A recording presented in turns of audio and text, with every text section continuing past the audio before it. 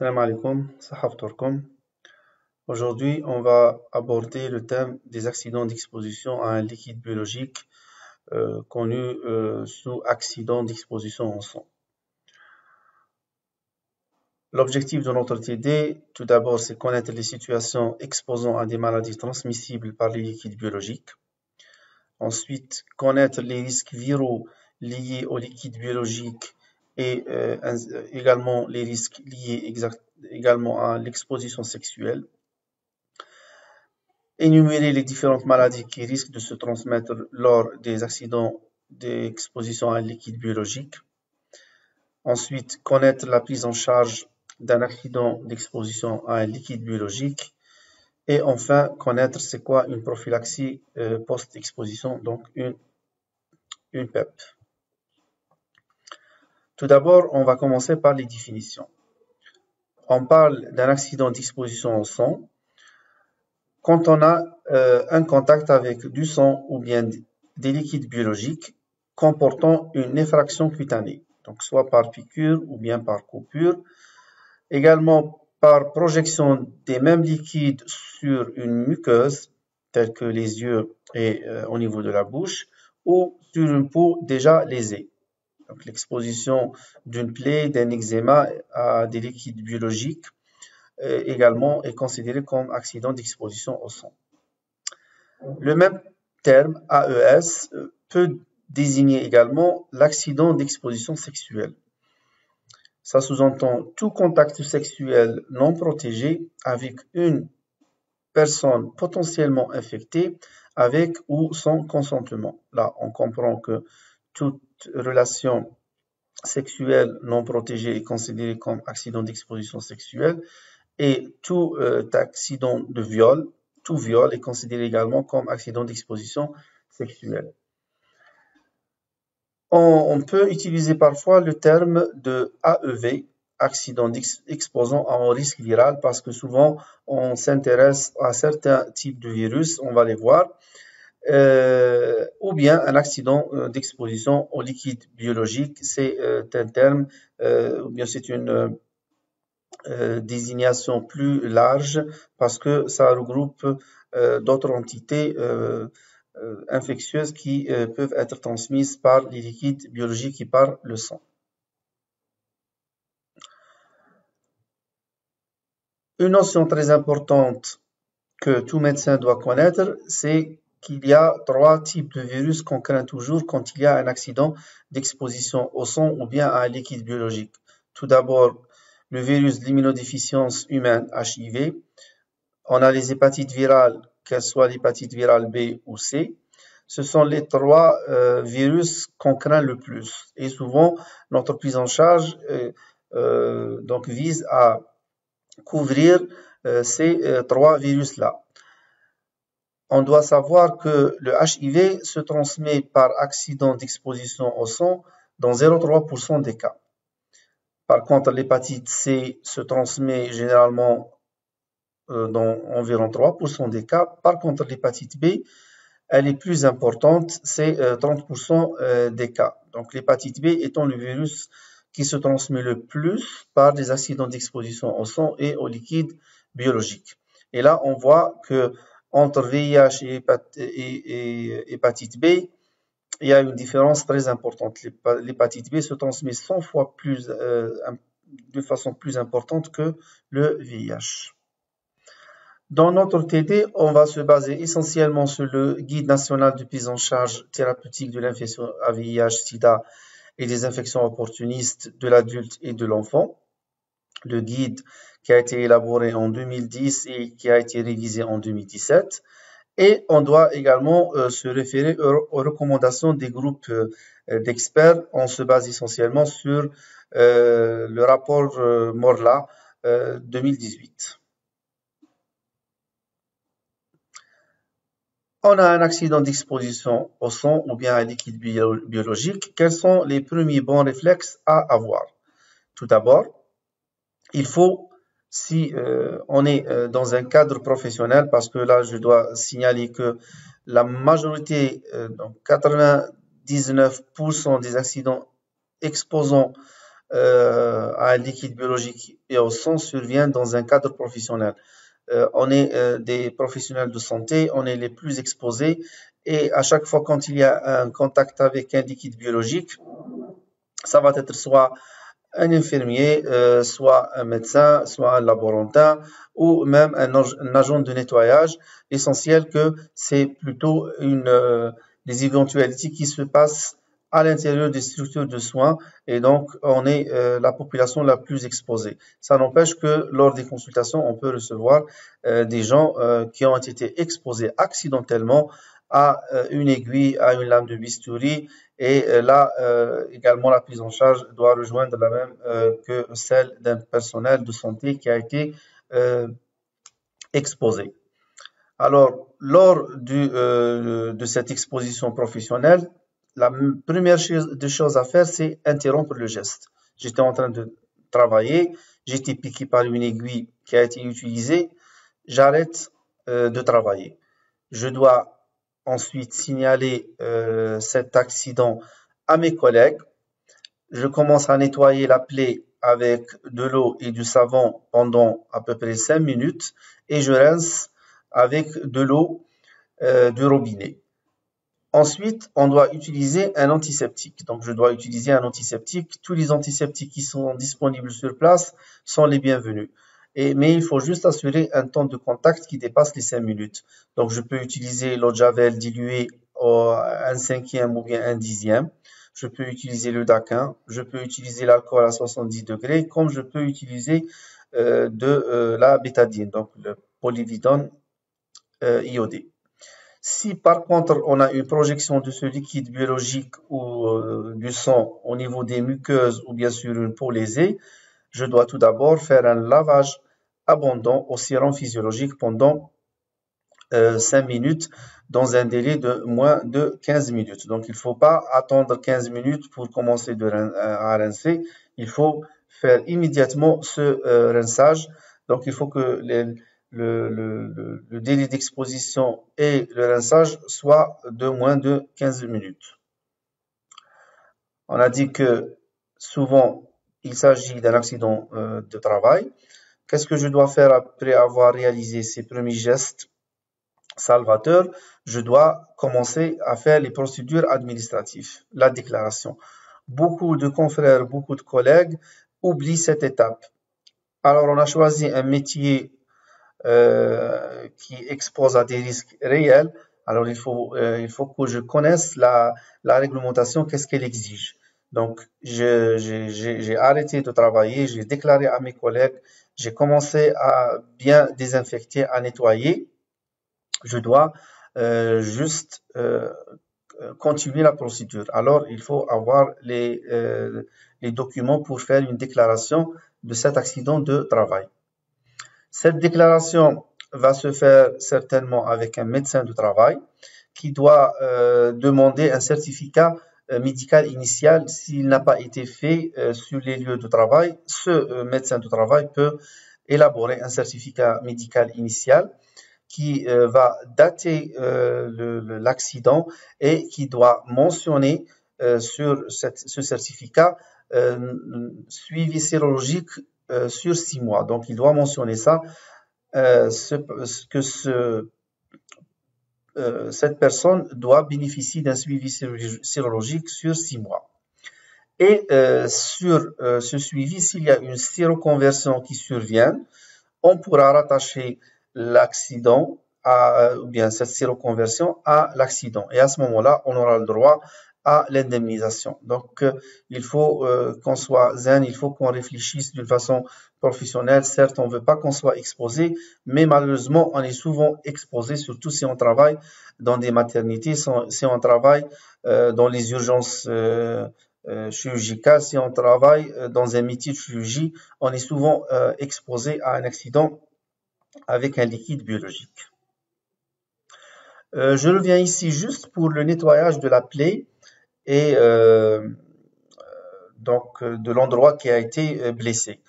Il y a beaucoup de confrères qui essayent de faire sortir le sang de la plaie ou bien ils essayent de sucer le doigt qui a été touché. Là, c'est quelque chose à proscrire, il faut jamais le faire. vous risquez plutôt d'aggraver la situation. Alors, s'il y a réellement un virus qui a un tropisme pour les globules blancs, donc il a besoin de certains globules blancs qui contiennent des récepteurs spécifiques pour ce virus. Alors, dans le sang, dans les extrémités périphériques, il y a peu de globules blancs. Alors, si on s'acharne à faire ce geste-là, on va ramener ces globules blancs et sur un plateau d'or pour ce virus et on risque à ce moment-là d'être réellement infecté. Donc, il faut proscrire ce geste-là. Non, il faut juste bien nettoyer avec de l'eau et du savon. Ensuite, il faut bien rincer et utiliser un antiseptique pendant 5 minutes. Après avoir fait la déclaration, je dois toujours vérifier la personne source, donc le patient source. Est-ce que c'est une personne qui a un risque qu'elle soit infectée ou bien est-ce que c'est une personne qui est réellement infectée? Si c'est le cas, je dois vérifier sa charge virale par rapport aux virus qui ont été déjà cités. Donc, par rapport au statut sérologique du patient source, je dois vérifier sa sérologie VIH, sa sérologie pour l'hépatite C et pour l'hépatite B. Alors, je dois avoir recours à réaliser une sérologie VIH. Si cette sérologie VIH est positive ou bien si le patient vous déclare qu'il est séropositif pour le VIH, à ce moment-là, il faut savoir est-ce qu'il est dans quel stade clinique il est-ce qu'il est sous traitement antirétroviral ou pas, et si c'est le cas, est-ce qu'il a une charge virale indétectable et quel est son taux de CD4. S'il vous répond qu'il est bien suivi, que sa charge virale est indétectable et qu'il a un bon profil immunovirologique, on est moins inquiet que s'il s'agit d'un patient qui est nouvellement dépisté, qu'il a une charge virale élevée, ou bien une personne qui ne prend pas son traitement, ou bien une personne dont le statut n'est pas connu. Là, ça devient vraiment problématique. Pour la sérologie de l'hépatite C, si elle est positive, si vous la réalisez sur place et qu'elle est positive, à ce moment-là, il faut pas s'affoler, il faut demander plutôt une charge virale de l'hépatite C. Si la charge virale revient positive et que le sujet est virémique, il y a un suivi particulier à faire. Par contre, si la charge virale est négative, donc si la PCR est négative, on va faire un autre monitoring, mais on doit rassurer la personne qui a été victime de cet accident. Pour l'hépatite B, on doit avoir toujours recours à réaliser l'antigène HBS, il nous confirme le diagnostic. L'antigène HBE, il va nous confirmer est-ce qu'il y a une réplication virale active ou pas. Un antigène HBE positif veut dire que le virus se réplique de façon active et donc il y a plus de risques qu'on soit contaminé. Un antigène HBE négatif veut dire que le virus se réplique d'une façon pas très active et à ce moment-là, on a plus de chances de ne pas être contaminé. La demande des anticorps anti-HBC est très importante parce que c'est le seul moyen pour dire que cette personne a été en contact avec le virus de l'hépatite B déjà ou pas. Et ça devrait être le meilleur test de dépistage avant de réaliser l'antigène HBS. Pour avoir tout ça, il est très important d'avoir des tests rapides sur place, dans les unités de soins, dans les services qui manipulent trop de sang, et avoir des tests rapides pour le VIH, pour l'hépatite C et pour l'hépatite B, pour ne pas perdre du temps. Et parfois, vous êtes devant un patient qui refuse d'aller vers des centres de référence pour réaliser des tests sérologiques. Alors, il vaut mieux les avoir sur place. Ensuite, on doit évaluer le risque de transmission. Alors, ce risque de transmission peut être lié au patient, donc la personne source, et à la victime également. Alors, pour la personne source, il faut toujours évaluer certains risques liés à cette personne-là. Donc, si vous êtes devant une personne chez qui vous avez réalisé la sérologie et qu'elle est négative, que vous êtes sûr qu'il n'a pas le VIH, qu'il n'a pas l'hépatite B, qu'il n'a pas l'hépatite C, et vous avez réalisé des tests qui sont négatifs. Ça ne pose pas de problème. Par contre, si tous les tests sont négatifs, mais que le patient appartient à une population dite à haut risque, à ce moment-là, il ne faut pas se fier uniquement au test fait le premier jour. Il faut toujours considérer que cette personne est probablement contagieuse. Alors, on parle d'une population ou bien de groupe à prévalence élevée de ces virus-là. Ce sont les hommes ayant des relations avec des hommes, donc les MSM, Men Having Sex with Men, les personnes bisexuelles, les personnes qui ont des partenaires sexuels, donc de multiples partenaires sexuels, les usagers de drogue par voie intraveineuse, les travailleuses du sexe. Tout ça, c'est des catégories, même si après l'accident, vous avez fait une sérologie et s'avère négative, ça ne veut pas dire que vous êtes euh, hors danger parce qu'on ne sait pas quand est-ce qu'ils ont eu le dernier rapport infectant et vous risquez d'être dans la fenêtre sérologique qui est faussement négative parce que le virus est là, il est en train de se répliquer alors que les anticorps ne sont pas encore apparus et donc cette sérologie est faussement négative. Alors pour le VIH, on doit toujours évaluer l'accident lui-même. Alors si l'accident est survenu par un aiguille, donc une aiguille creuse qui est destinée au prélèvement, ça sous-entend que c'est une aiguille qui est pleine de sang. Ou bien s'il s'agit d'une projection au niveau des yeux. Là, on doit considérer que c'est un risque élevé pour le VIH. Le risque est considéré comme moyen à faible quand l'accident est survenu avec une aiguille pleine, donc il n'y a pas de sang à l'intérieur, donc une aiguille de suture par exemple. Si l'accident est survenu par une lame bistouri, si l'aiguille a été une aiguille utilisée pour injection subcutanée ou IM, donc vous avez injecté un produit, donc il n'y a pas du sang à l'intérieur de cette aiguille, en plus c'est des aiguilles fines, ou l'aiguille ou bien la piqûre est survenue à travers des gants. Là, il y a moins de risques que le VIH soit transmis. Le risque est considéré comme nul s'il s'agit d'une aiguille abandonnée, parce qu'on sait qu'après quelques minutes, le VIH devient, donc il va être détruit en milieu extérieur, il ne peut pas survivre, c'est un virus qui est très fragile. Également, quand il s'agit d'une projection de salive, d'urine, de matière fécale ou bien de sueur. Là, il n'y a aucun risque que le VIH soit transmis. Par contre, quand on évalue le risque des hépatites virales, alors là, la donne change complètement. Tout objet souillé de sang, même abandonné, est considéré comme étant à risque d'hépatite virale. Alors la victime doit bénéficier d'un bilan sérologique.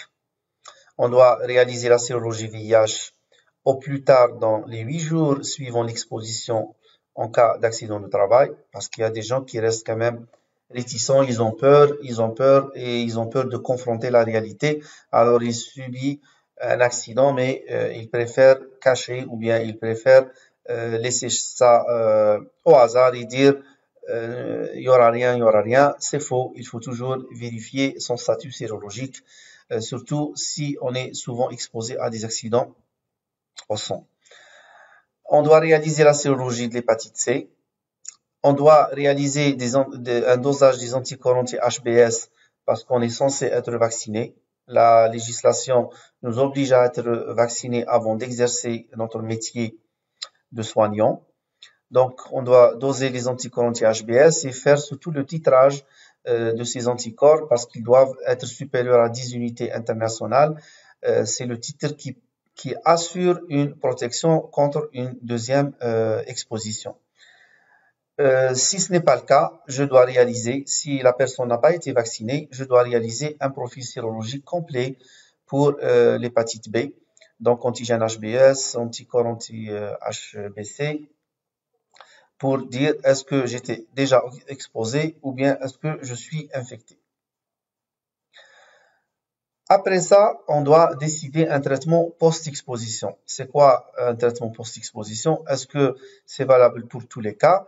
Non, c'est un traitement qui va viser essentiellement le virus de VIH et secondairement l'hépatite B si la personne n'est pas correctement vaccinée et qui n'est pas protégée par les anticorps. Par contre, pour l'hépatite C, il n'y a aucun traitement à donner en post-exposition. Ce traitement post-exposition, donc TPE, donc traitement post-exposition, ou bien prophylaxie post-exposition, PEP,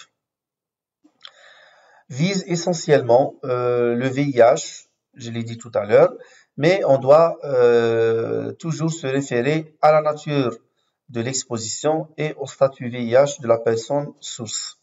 Si l'exposition était importante, c'est-à-dire une piqûre profonde, aiguë creuse et intravasculaire, donc artérielle ou veineuse destinée surtout au prélèvement, si la personne source est considérée, elle est VIH+, avec une charge virale détectable, ce traitement post-exposition est recommandé. Si la charge virale est indétectable, ça reste toujours un traitement recommandé. Par contre, quand on a un statut de la personne source inconnu, si cette personne appartient au groupe à haute prévalence de ces maladies-là, ce traitement post-exposition est recommandé. Par contre, s'il s'agit d'une personne qui n'appartient pas à ces groupes-là, le traitement post-exposition est non recommandé. Là, quand le risque est important, et vous voyez que dans la majorité des cas, on recommande de traiter le patient, la victime en post-exposition quand il s'agit d'une personne VIH+, qu'elle soit bien contrôlée par le traitement ARV ou non, et quand il s'agit d'une personne dont le statut n'est pas connu, mais qui appartient à un groupe à prévalence élevée. Quand le risque est intermédiaire, donc s'il s'agit d'une coupure par bistouri, une piqûre par aiguille IM ou sous-cutanée, une piqûre par aiguille pleine telle que les aiguilles de suture, ou bien une exposition cutanéo-muqueuse avec un temps de contact supérieur à 15 minutes. On a dit que si on a bien rincé la muqueuse avec un temps de contact inférieur à 15 minutes, le risque devient pratiquement nul. Par contre, si le temps de contact était supérieur à 15 minutes, là, le risque devient intermédiaire. Alors, quand on a une personne VIH+, et qui a une charge virale détectable, là, le traitement post-exposition est recommandé. Par contre, si la personne a une charge virale indétectable, le traitement post-exposition n'est pas recommandé. Quand le statut sérologique VIH n'est pas connu et que la personne appartient à un groupe à prévalence élevée, là, le traitement post-exposition est vraiment recommandé. Si cette personne n'appartient pas à un groupe à prévalence donc élevée, là, le traitement post-exposition n'est pas recommandé. Quand il s'agit d'un risque minime, c'est-à-dire piqûre avec seringue abandonnée, crachat, morsure ou griffure humaine ou autre cas, là, le traitement post-exposition n'est pas du tout recommandé. Cette décision de mettre en route le traitement post-exposition diffère du lieu où on exerce. Donc, parfois, on travaille dans des unités où il n'y a pas une consultation d'infectiologie, il n'y a pas un médecin référent, tel qu'un service de gynécologie, de chirurgie. Alors là, on préfère commencer le traitement sur place et avoir les kits de traitement disponibles sur place. On commence le traitement et on doit par la suite aller vers un médecin référent. Donc, je ne dois pas trop discuter, la discussion se fera à tête reposée. Donc, je commence le traitement et par la suite, je vais aller vers un centre de référence. Alors, le traitement doit être commencé idéalement dans les 4 heures suivant l'accident. Il y a des gens qui ne sont pas convaincus ou bien le traitement n'est pas disponible sur place. On peut retarder cette thérapie jusqu'à 48 heures après l'exposition. Au-delà de 72 heures, la législation algérienne la limiter jusqu'à 72 heures. Au-delà de 72 heures, ça ne sert à rien de mettre un traitement antirétroviral qui couvre le VIH après un accident d'exposition au sang. Il faut toujours prendre en compte le rapport bénéfice-risque et les effets secondaires de ce traitement, mais il faut le commencer et contrôler la tolérance et les effets secondaires au fil du temps. Ce traitement post-exposition doit être réservé aux situations à risque identifiable de transmission de VIH qu'on a cité tout à l'heure dans le tableau. L'explication du risque à la personne exposée est très importante pour vérifier l'observance au traitement et également pour prendre ses précautions pour ne pas contaminer son entourage. Je m'explique. Alors, on a décidé de commencer le traitement ARV pour rendre le risque de contamination par le VIH zéro. Le patient, cette personne qui a été blessée, parfois elle est réticente, elle refuse, elle a peur des effets secondaires. Non, il faut leur expliquer que c'est la seule garantie, sinon on risque d'avoir le virus, d'être contaminé. Et si on est contaminé lors de la période de primo-infection, on risque de contaminer notre entourage. Si on est marié, on risque de contaminer son épouse. Alors, il faut prendre le traitement ARV et il faut avoir des rapports protégés ou bien faire une abstinence sexuelle pour ne pas contaminer le conjoint ou les partenaires sexuels. Je dois informer également cette personne exposée au risque lié à d'autres agents infectieux. Comment prendre le traitement antirétroviral, quels sont les effets secondaires qu'on doit avoir, qu'on peut avoir, et vaut mieux avoir des brochures simples, explicites, comme ça il va lire à tête reposée et il va contacter le médecin qui a décidé de mettre le traitement à tête reposée. Alors, même si on a dit que ce traitement post-exposition minimise vraiment le risque d'être contaminé par le VIH, mais ça ne veut pas dire que ça va totalement supprimer ce risque. Donc, le risque zéro, en fin de compte, n'existe pas. On doit bien sûr lui dire d'utiliser le préservatif pour ne pas contaminer son entourage et son conjoint. Et cette personne doit être exclue du don de sang jusqu'à ce que son profil sérologique lui permet de confirmer qu'il est indemne. Le choix du traitement est toujours une trithérapie. Donc le schéma algérien préconise deux inhibiteurs nucléosidiques de la transcriptase inverse associés à un inhibiteur de la protéase ou un inhibiteur non nucléosidique de la transcriptase inverse, mais gardons en tête que une trithérapie est toujours efficace. Bien que actuellement les recommandations internationales préfèrent l'association tenofovir antricitabine qui est Truvada et un anti-intégrase qui est le raltegravir parce qu'ils ont une efficacité très supérieure à d'autres antirétroviraux et d'une façon assez rapide. Mais toutes les autres associations sont les bienvenues. Alors en Algérie, on a longuement utilisé l'association Combivir, donc zénovudine plus lamivudine associée au Caletra, donc l'opinavir boosté, et ça donne des résultats vraiment impressionnants. Ça empêche une séroconversion probable, même si la personne source était VIH plus avec une charge virale élevée.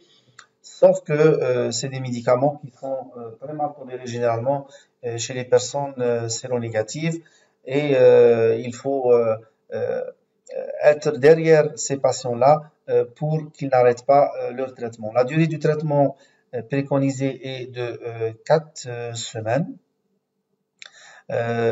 Cette thérapie doit être maintenu pendant 28 jours et ce traitement est souvent délivré à l'hôpital. C'est pas un traitement qu'on va trouver dans les officines. Donc à chaque fois, c'est une ordonnance hospitalière et c'est la pharmacie de l'hôpital qui doit assurer le traitement. On doit bien sûr vérifier à chaque fois si les tests sérologiques sont revenus négatifs. Est-ce que la charge virale de la personne source, si elle est infectée, est détectable ou indétectable? Et vérifier la tolérance au traitement parce que parfois les gens arrêtent le traitement sans vous le dire parce qu'ils n'ont pas bien toléré. Alors, il vaut mieux qu'ils reviennent vers vous pour leur changer ce traitement.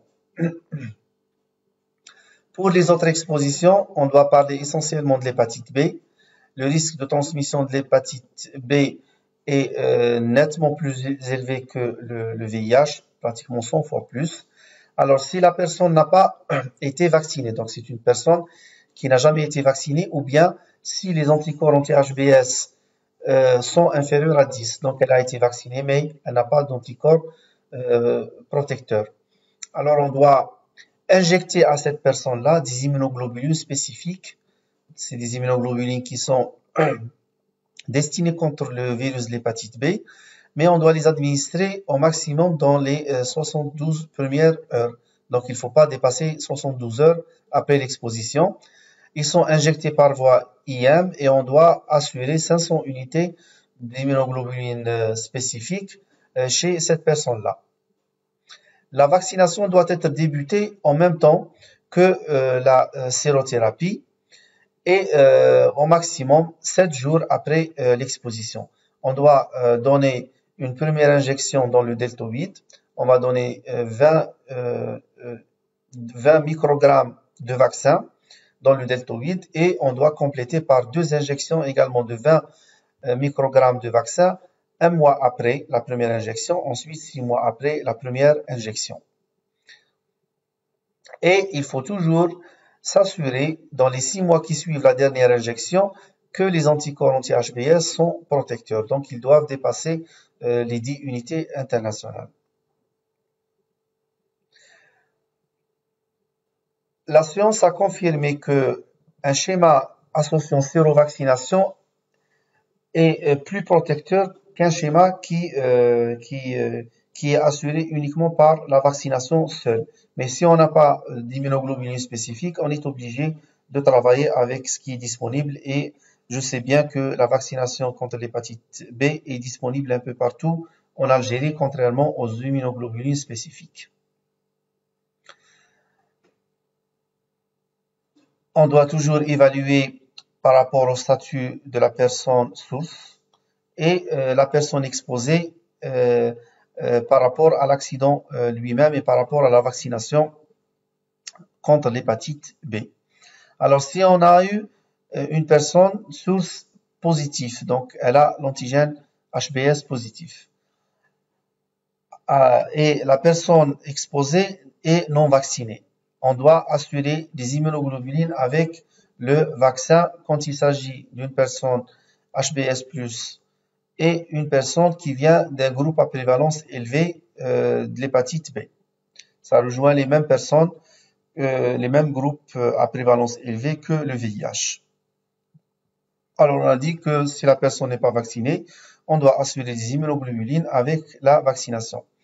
Par contre, si le statut de la personne source est inconnu et que cette personne appartient à un groupe à prévalence faible, on doit assurer juste une vaccination. Quand il s'agit d'une personne exposée, vaccinée, mais qui a des anticorps faibles, protecteurs faibles, à ce moment-là, on doit tout d'abord assurer des immunoglobulines et par la suite réfléchir à entamer un schéma vaccinal.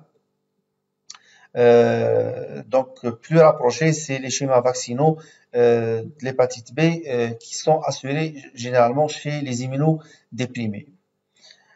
Quand il y a exposition sexuelle, chez une personne qui n'est pas immunisée, également, il faut assurer des immunoglobulines avec une vaccination quand la personne source est antigène HBS+, ou bien elle appartient à un groupe à séroprévalence élevée du virus de l'hépatite B. Par contre, si la personne source appartient à un groupe à prévalence faible, il faut juste assurer une vaccination.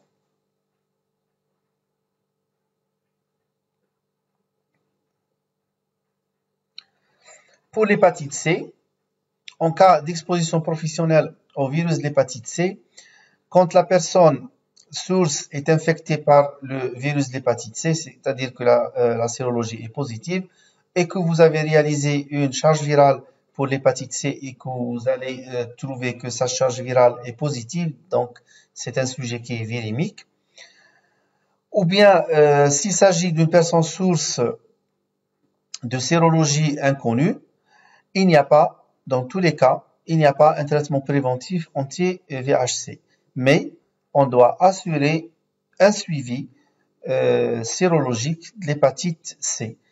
Donc, un suivi sérologique qu'on va voir tout à l'heure, avec un suivi de bilan hépatique, donc les ALAT, et une charge virale. S'il y a une séroconversion qui survient, alors à ce moment-là, on est sûr que notre collègue a été contaminé, donc c'est une hépatite C aiguë, pour laquelle il y a un traitement actuellement qui est très efficace, et ce traitement va être pris pendant 8 semaines, et cette personne va être guérie de son hépatite C. Le suivi sérologique est impératif pour toutes les situations. Donc, quand il s'agit d'un sujet source séronégative pour le VIH, donc on est sûr que la personne source n'est pas VIH+, alors c'est pas la peine d'assurer un suivi sérologique pour la personne, pour la victime.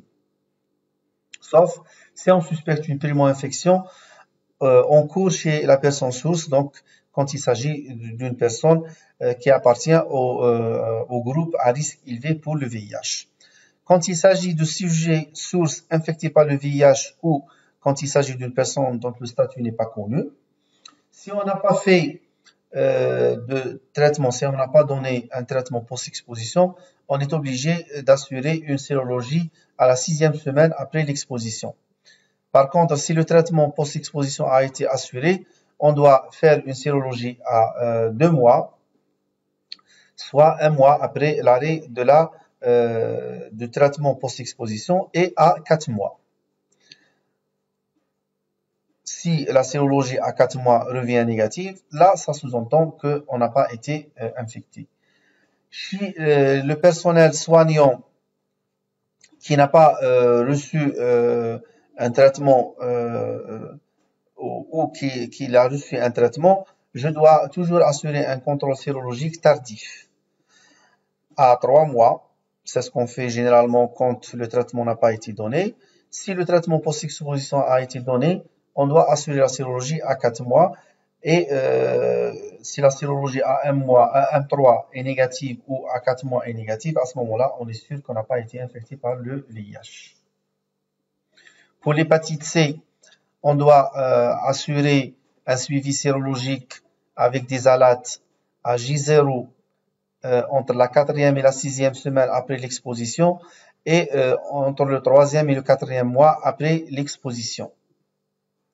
Ça, quand on a une personne qui a un statut sérologique inconnu. Par contre, si la personne source est virémique, c'est-à-dire que la charge virale est vraiment positive, alors on doit faire plutôt une PCR à la 6e semaine. Si elle est négative, on doit la refaire 1 mois après. Si les deux PCR sont négatives, à ce moment-là, on est sûr qu'on n'a pas été infecté malgré le contact avec une personne qui a une hépatite C virémique. Donc, on fait une PCR 6 semaines après l'exposition. Si elle est négative, on refait une autre PCR 1 mois après. Si elle est toujours négative, ça sous-entend qu'on n'a pas été infecté.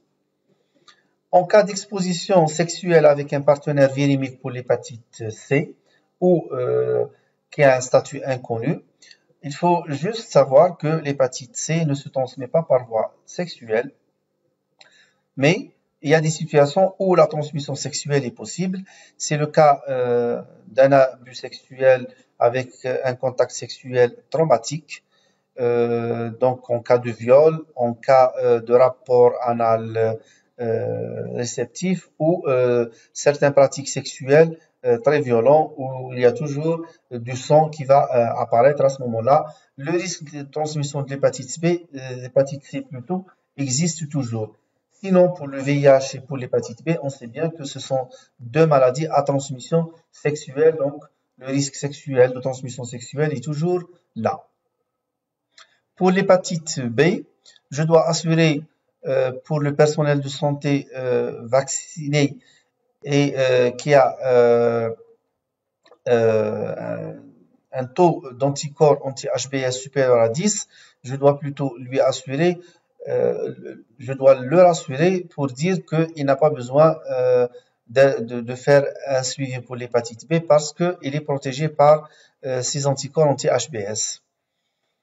Par contre, si on a un taux d'anticorps anti-HBs inconnu, là, je dois m'inquiéter parce que tout d'abord, je dois réaliser chez ce soignant-là à J0 un profil sérologique complet pour l'hépatite B. Donc, je dois réaliser l'antigène HBs, les anticorps anti-HBC et les anticorps anti-HBs, ainsi qu'un dosage des alates, voir est-ce qu'il n'y a pas une activité hépatique. Si la personne source est porteur de l'hépatite B ou elle n'a pas un statut ou le statut de l'hépatite B est inconnu, je dois réaliser des alertes et des marqueurs de l'hépatite B entre le 3e et le 4e mois. Par contre, si l'exposition n'était pas professionnelle, c'était une exposition sexuelle, le schéma va être le même pratiquement. À J0, je dois proposer un profil sérologique complet ainsi que les enzymes hépatiques, surtout les alates.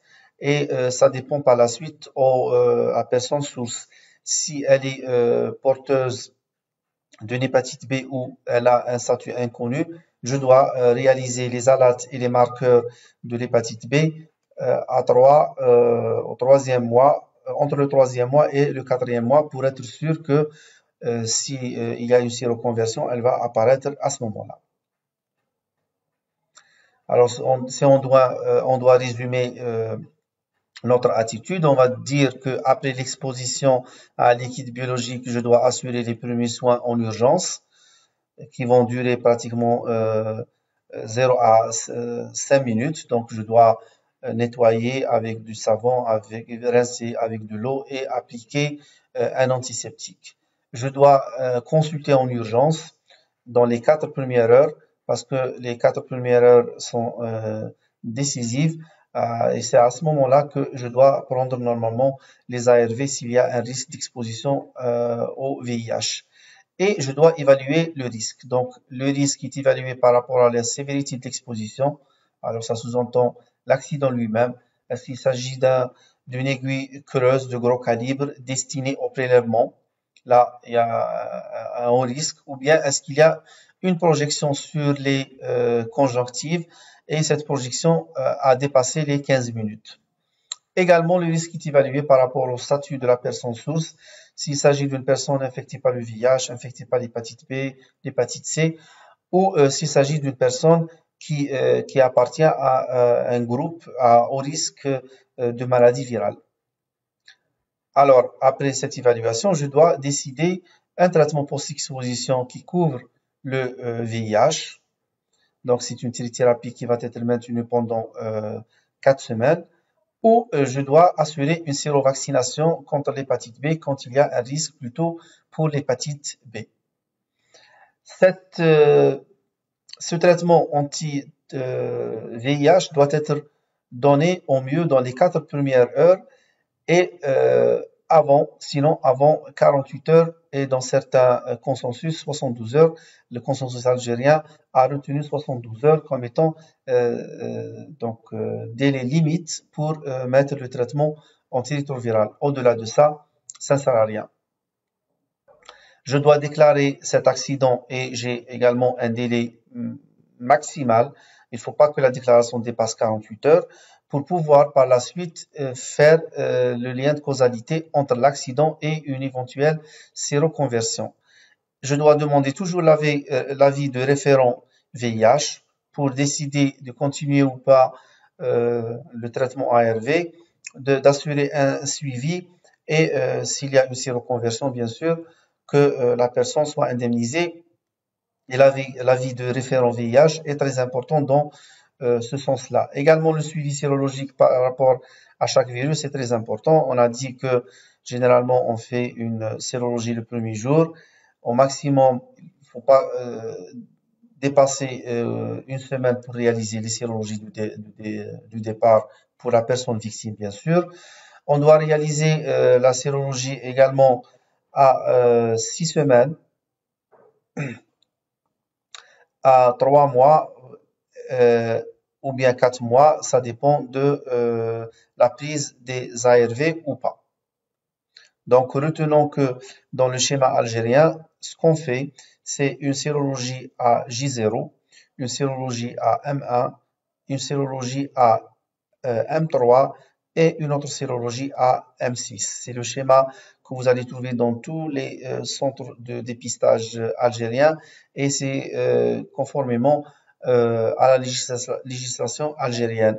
Mais en étant, si on veut suivre une logique, une personne qui a reçu un traitement ARV pour une éventuelle exposition au VIH, c'est pas la peine de faire la sérologie à 3 mois.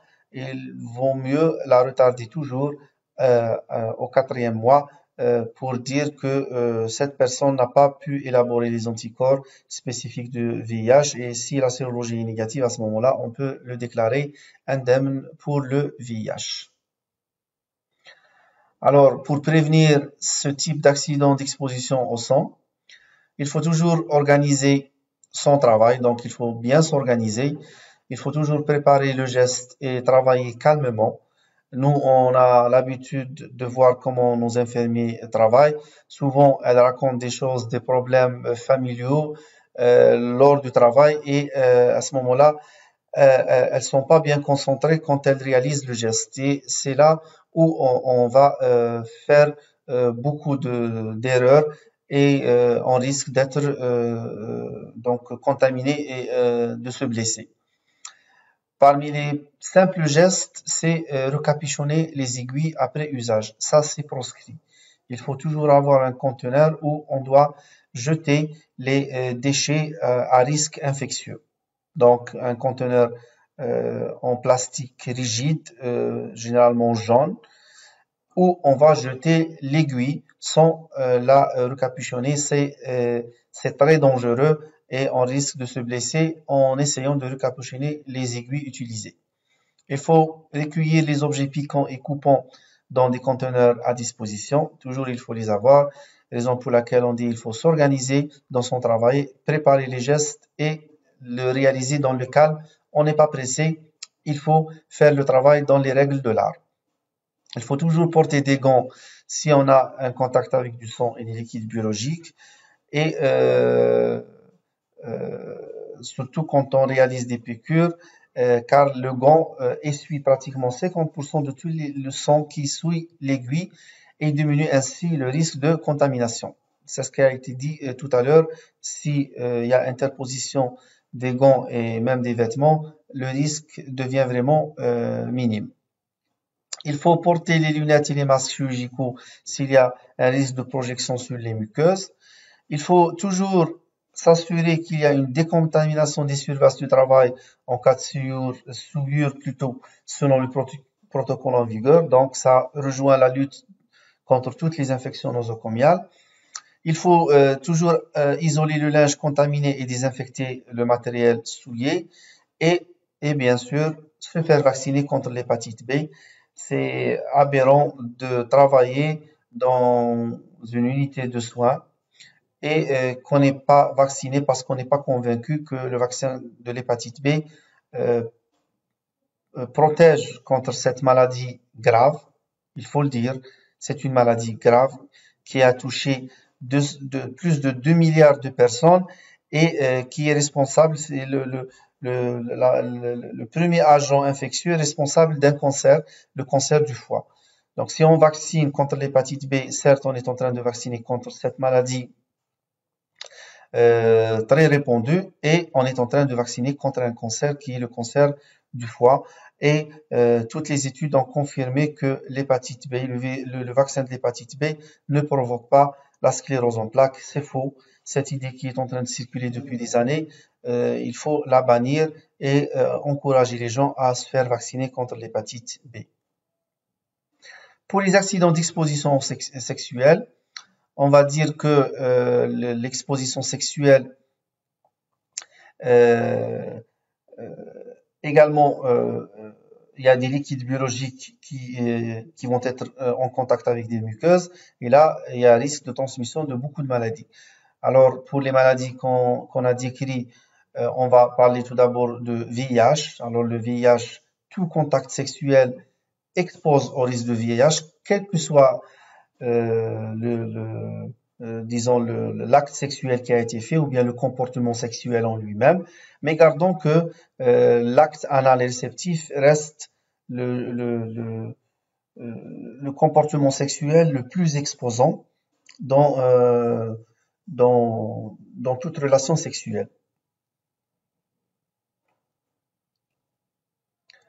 Alors, quels sont les risques qui vont augmenter encore l'exposition au VIH? C'est quand la personne est infectée et il y a une charge virale élevée, surtout lors de la primo-infection. La primo-infection est dangereuse justement parce qu'on ressent rien du tout. On est jeune et on a tendance à pratiquer beaucoup de sexe et on risque de contaminer plusieurs personnes si on pratique un sexe non protégé et on conseille à nos jeunes de minimiser ça en utilisant des préservatifs. Ou bien quand il y a un rapport sexuel violent, c'est le cas de tous les rapports sexuels anaux, et s'il y a du sang lors du rapport sexuel, s'il y a présence de lésions génitales ulcérées, c'est les gens, les multipartenaires sexuels, les travailleuses de sexe qui ont souvent des IST, donc des infections sexuelles transmissibles, qui vont augmenter le risque de contracter le VIH, tels que les condylomes, l'herpès génital, la syphilis. Tout ça, c'est des maladies qui vont multiplier le risque par 6 jusqu'à 14 de transmission de VIH. Et quand il y a éjaculation à l'intérieur. Par contre, il y a certains facteurs qui sont dits protecteurs, tels que la circoncision. Et quand on a des rapports hétérosexuels avec une personne infectée par le VIH, mais qui prend son traitement ARV et qui a une charge virale indétectable. Mais c'est juste des facteurs atténuants. Ça ne veut pas dire qu'il n'y a pas un risque qu'on soit contaminé. On répète toujours que les rapports anaux sont les plus exposants au risque de VIH. Pour l'hépatite B et l'hépatite C, commençons pour l'hépatite C. L'hépatite C n'a pas de transmission sexuelle, j'ai dit tout à l'heure, c'est lors de certaines pratiques vraiment violentes que le risque de transmission va être plutôt sanguin et non pas sexuel. C'est juste que le sang est présent donc dans les organes génitaux qui fait que on aura un risque d'être contaminé par le VHC lors des rapports sexuels. Par contre, le risque de transmission de l'hépatite C a été prouvé chez les hommes ayant des relations avec des hommes et qui sont infectés par le VIH. Donc, le multipartenariat sexuel et avoir des rapports anaux chez cette catégorie fait que le VHC est devenu comme étant une maladie à transmission sexuelle chez cette catégorie. La transmission sexuelle du VHB est beaucoup plus élevée que pour le VHC. Donc, on sait que l'hépatite B partage avec le VIH les mêmes modes de transmission, donc sanguin, sexuel et vertical. Mais l'hépatite B se transmet par voie sanguine plus que le VIH et le VIH se transmet par voie sexuelle plus que le VHB. Pour les autres IST, parce qu'on parle là d'une exposition sexuelle, La syphilis se transmet dans 60% s'il y a un chancre présent. Les chlamydiés et le gonocoque se transmettent dans plus de 50% si le partenaire est atteint. Donc, c'est des maladies sexuelles, sexuellement transmissibles et qui restent toujours actives. Il faut pas les omettre, il faut pas les oublier. Ça existe toujours et on reçoit tous les jours à nos consultations des blénorragies, donc des écoulements génitales et on reçoit des chancres sexuels, donc que ce soit de la syphilis, de virus de l'herpès, et ce sont malheureusement le lit qui permettent à d'autres virus de se transmettre tels que le VIH, l'hépatite B, en cas de contact sexuel non protégé. Alors, s'il s'agit d'un contact sexuel lors des agressions sexuelles, donc là, on parle du viol. Là, il faut toujours ne pas oublier à contacter le médecin légiste. Donc, le médecin légiste va nous aider par rapport à tout ce qui est médico-légal et il aura le droit d'assurer d'autres prélèvements nécessaires, tels que l'ADN s'il y a du sperme au niveau génital, on peut réaliser une identification par ADN et trouver l'agresseur. Quand il s'agit d'une agression sexuelle, le traitement post-exposition est systématique. On ne va pas évaluer le risque, on doit donc les donner à la personne victime de viol un traitement post-exposition qui couvre le VIH. On doit assurer également des immunoglobulines pour l'hépatite B et vacciner contre l'hépatite B. On ne donne pas une antibioprophylaxie systématique pour couvrir certaines maladies bactériennes qui se transmettent par le sexe, telles que la syphilis, telles que le gonocoque, telles que le chlamydia. Mais on doit plutôt assurer une surveillance clinique dès l'apparition de n'importe quel symptôme en faveur de ces IST. On va donner un traitement pour ces IST. Et on a un guide national pour les infections sexuellement transmissibles qui va nous permettre de prendre en charge selon une approche syndromique de ces IST. Quand il y a une exposition par rapport à une personne usagée de drogue intraveineuse, donc ça rejoint la même chose, ça va être la même démarche que pour une exposition professionnelle lors du sang, et on doit toujours avoir en tête qu'il y a 3 grandes maladies virales qu'il faut couvrir, c'est le VIH, l'hépatite C et l'hépatite B. Je reviens toujours au viol. On doit toujours assurer une contraception d'urgence. Le lévonorgestrel, donc le Norlevo, la pilule de lendemain, doit être toujours assurée quand il y a une exposition par viol. Sinon, la même contraception doit être assurée chez les personnes qui ont été victimes d'un accident avec risque d'exposition au VIH. Donc, il faut vraiment non seulement assurer une contraception mécanique, mais également assurer une contraception hormonale pour éviter d'être enceinte. Pour les expositions pédiatriques, je vais pas détailler ça. Il faut juste envoyer l'enfant victime d'une exposition à un liquide biologique chez le pédiatre.